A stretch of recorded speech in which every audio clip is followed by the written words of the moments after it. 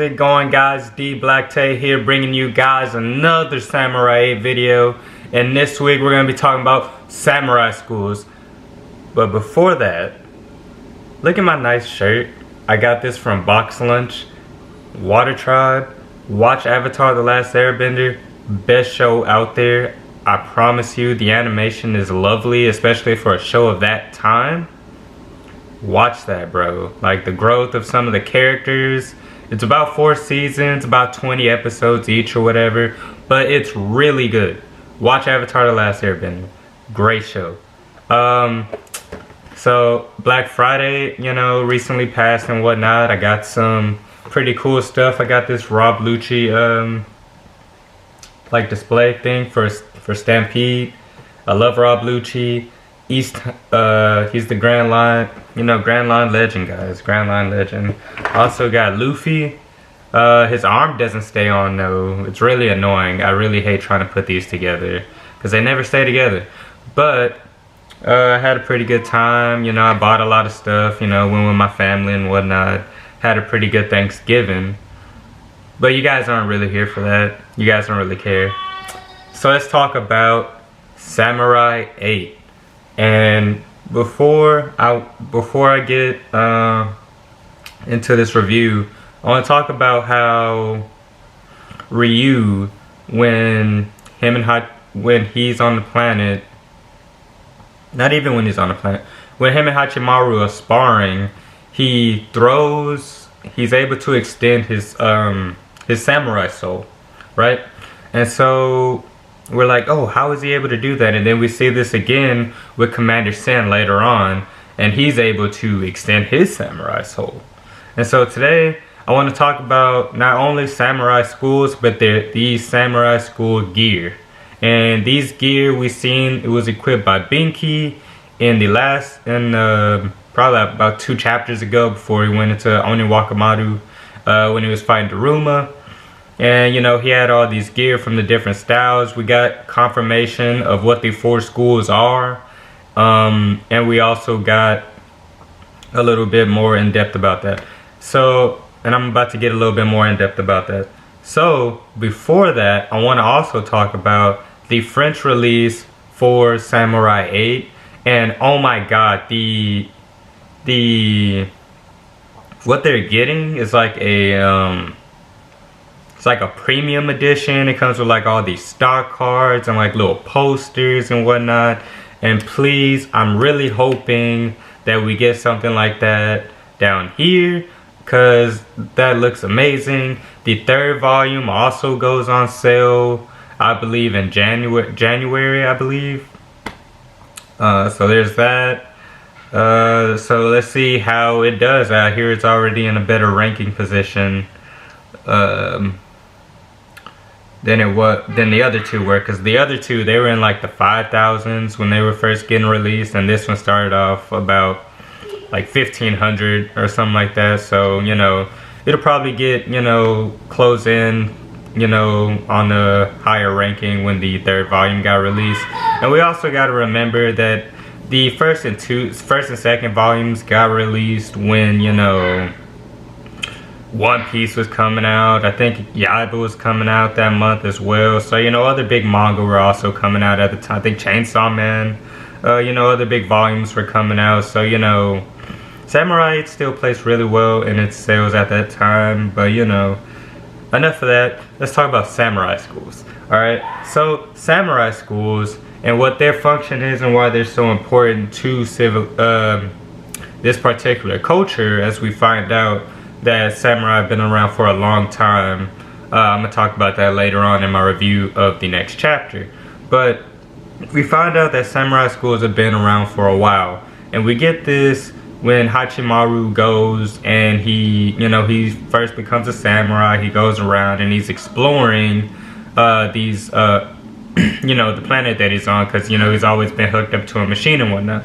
And so he goes, he finds a samurai dojo, and that's when he meets Nanashi, and, you know, we get the whole dojo destroyer stuff and whatnot. So I want to talk about the process of the samurai school, why they're important. Then I'm going to talk about the 4 confirmed styles that we have, and then I'm going to talk about the gear that Benkei used. So the samurai schools, they serve a purpose. Their function is not only to train warriors, you know, to protect the planet and whatnot. You know, these people are called Bunshin, and these Bunshin, you know, they're basically human warriors. You know, they go around, they protect the planet, you know, protect the people, you know, stop people from committing crimes and whatnot. And then these samurai schools also have another purpose, to help find and mold people to become future samurai. So, you know, two functions. There's a difference between a samurai and a bunshin, and we've been, you know, displayed that. I hope we get some really strong bunshin warriors later on. And I saw, when I was on Twitter, I saw a little sketch where it was talking about how, where it had, not a sketch, but it's like a little card, you know, little placard where it has like Daruma, Hachimaru, and then it gives a little synopsis of them. And it had one for Bunshin, so it's just, you know, I think with the premium edition, you get like, since it's so exposition heavy, at the beginning it gives like little explanation cards, you know, to help you go along to piece things together. And I think that'll really help get fans, you know, who didn't really understand what was going on at the beginning, a better understanding of what the story is about. So these samurai schools, right, going back to that, we see Nanashi, and there's like a bunch of other kid warriors. They're all training and whatnot. And so this serves the function to basically try to find, hey, who is going to have a good compatibility to become a samurai. And so, you know, that's their whole process. We see Nanashi training there. He wants to be a samurai. Also, we learn that after a while, there is a blood ceremony. And we get that with the Nanashi stuff recently, where it's like he had less than a 2% chance to become a samurai or whatever. So they're able to test your blood to find out if you're going to be, you know, able to become a samurai, what's your percentage to be able to become a samurai. And I'm sure you have to be like a 99 or 100% before, you know, they allow you to attempt to become a samurai. And I guess this can potentially lead to issues between samurai and bunshin, because samurai can, you know, possibly feel like, oh, you know, I'm better than all these people because, you know, I'm a 99%, and, you know, it could create like a class distinction issue and whatnot, because it seems that samurai live very high lives, but there also seems like a distinction within the class of samurai as well. So we'll get more of that as the series goes on. So there are 4 confirmed styles out. So, well, let me go over what samurai schools are for again. Remember, they're there to train young warriors, young kids to become warriors, to protect the planet. It serves 2 functions. One, to find samurai, to, you know, to figure out who has a strong compatibility, who has a strong likely chance of becoming a samurai. And 2, to train those warriors who don't become, you know, samurai, to be able to go around protecting the planet and whatnot, to handle like the lesser things, you know. And I'm pretty sure we're gonna get some strong warriors that have like, you know, certain types of weapons and whatnot that they're able to use. I'm pretty sure it just doesn't end there if you don't become a samurai. So let's keep going. So there are 4 confirmed schools. There's the Konguyasha style, which is where Daruma and Yasha hail from. Ato was a former student, and we assume that this is the route that Hachimaru is gonna learn, because, you know, Daruma is his master and whatnot. There's the Gozanze style, which is the style that we believe that Commander Sin can use, where you can extend your blade.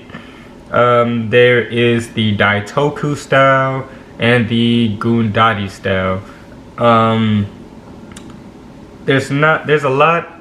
If you go and you look into the if you go online, I'll post the link down below, but there's information on the Mios and the different and what they aim to do and whatnot. So I'm gonna do a separate video later on of talking indistinctively about each school and what they represent and what they could mean in the Samurai 8 world, but that would be later on. This isn't that video. We're just talking about samurai schools and their gear right now. So I'll do a more in-depth video on that a little bit later. So further, we get the 4 styles, right? And we see that we also think that Ryu can potentially use this style because he can extend his blade as well. So I want to talk about the Gozanze style first. And the Gozanze style, from what we've seen, we've only got 1 gear transformation from them. But from their sword technique, they're able to extend their blade. And from what we've seen with Ryu and Binky, they can like change the shape of it, right? We get when Binky was fighting Daruma, right? He uses the Gozanze style gear. I believe it's called Weapon. Give me 1 second. Let me see what that says.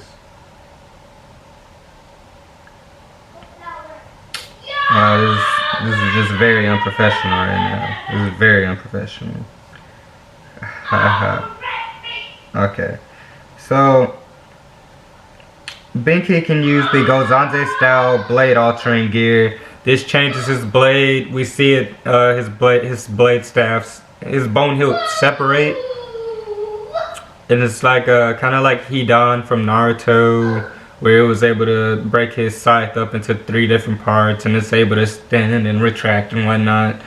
Something similar like that. So with that, you know, basically it gives you even more range, essentially. So if Ryu used that against, you know, Hachimaru, he would have basically been able to stab him. Remember, we got, when he was trying to stab Hachimaru in the training session, he was like, oh, my blade won't reach. And then, you know, Hachimaru cut off his head and whatnot. So that would have helped there. You know, it would have been able to extend even further, get that point on Hachimaru. So I think we'll probably see other blade altering gear. You know, so far we've seen, I think the Gozanze style kind of specializes in altering stuff, you know, because we saw Ryu, he was able to transform his blade into like a giant's, I'm not really sure what this is, but it's like a giant, it was just a giant blade, you know, it just transformed its shape basically. And so he was able to fly with it and, you know, make a drill with it and cut Daruma with it. So I think the Gozanze style, they probably more or less specialize in, you know, blade altering stuff. So that's them. That's the Gozanze style. That's what we got from them. And we saw Binky. He was able to throw his sword at Daruma and it pierced Daruma through his chest basically. So there's that little thing. And then we get the Daitoku style extraneous armor gear.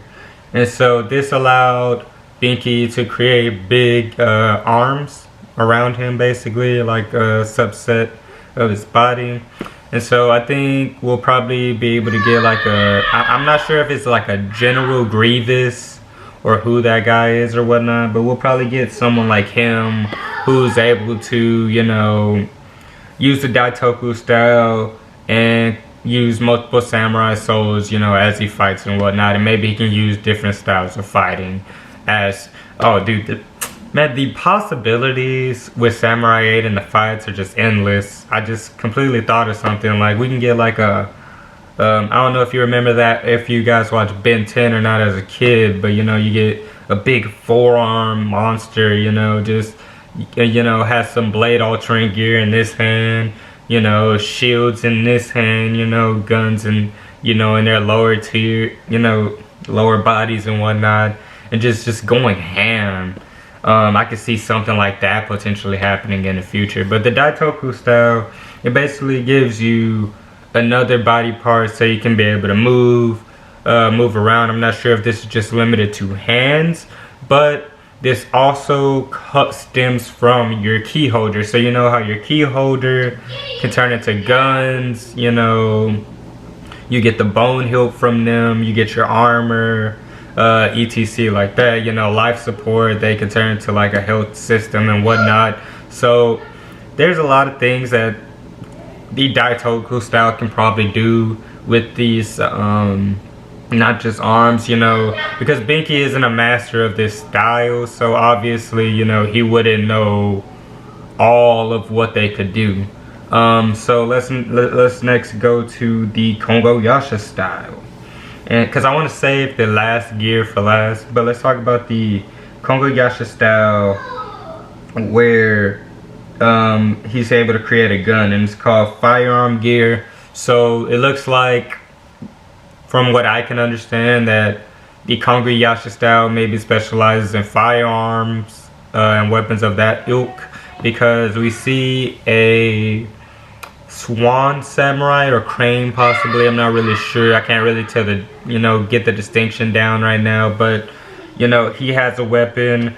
Daruma was able to bring out those pistols when he was fighting the guard holders back in like chapter 5, and then you know, he had the sniper rifle and he was using it to snipe on the battlefield. What else? I think that's all we've gotten as far as the gun aspect for Samurai 8. But it seems that the Kongo Yasha style, it gives you, you know, one of their gears is using, well, you know, firearms and whatnot. And so the last but not least, the most important that I wanted to talk about is the Gundari style, right? Their gear. And the Gundari gear, he basically grabs a staff, inserts it into his body, and it allows him from the staff to control electricity. So he sends the electric wave, Binky shocks Daruma, leaving him immobile, and that's when he throws his weapon and he's able to pierce Daruma through his you know, belly.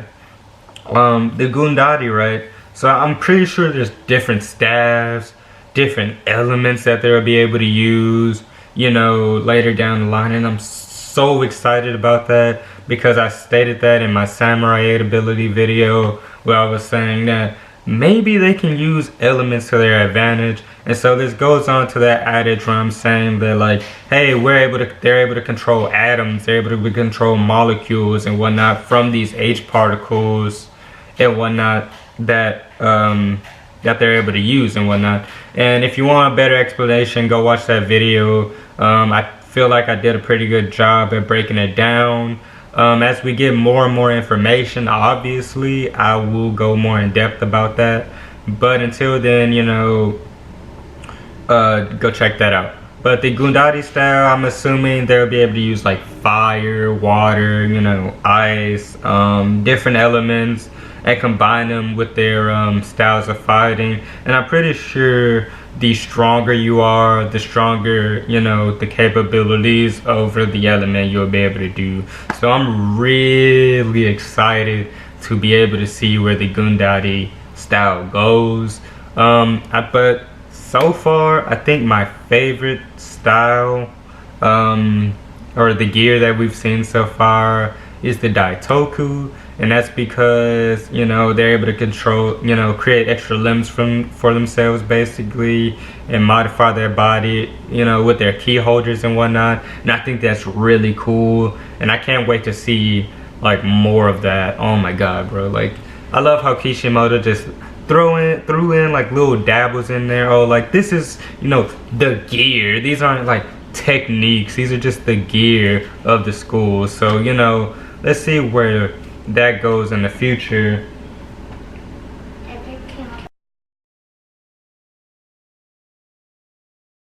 I can't wait to see where that goes in the future. Yeah, I think that's pretty much it. Let me know what style of gear that you like the most from this latest, what style of gear you like. Let me know how you feel about the samurai schools and the process.